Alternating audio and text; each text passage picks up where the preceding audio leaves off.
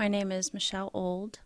I am the founder and executive director of the Diaper Bank in North Carolina, and we provide diapers to families living in poverty through organizations working with families.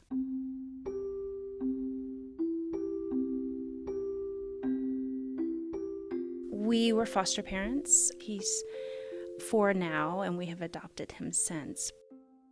The first year and a half that he was with us, he had severe diaper rashes, and he was not able to fight off basic infections, and we were in the hospital 3 to 5 times a month. I had heard about diaper need, but never really understood it until we were changing his diaper 15 to 20 times a day, and he was still very sick. So it was a late night at the hospital, and I started thinking about, what do families do if they can't afford diapers? How do they find the means to buy them when they need them? And so I came home to my husband and I said, I think I'm going to start a diaper bank.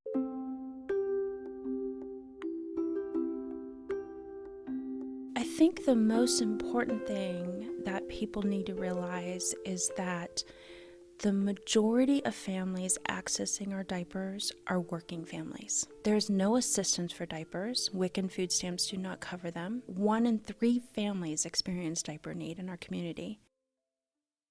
Doing Good in the Neighborhood and Duke employees gave us our very first grant. I wrote a grant with not much hope because we were brand new. No one had heard about a diaper bank when I first wrote our first grant. And I wrote for shelves and paper and a printer to print labels and the basic things that we needed to do what we were doing, and we got a yes. We finally had a place to put our diapers.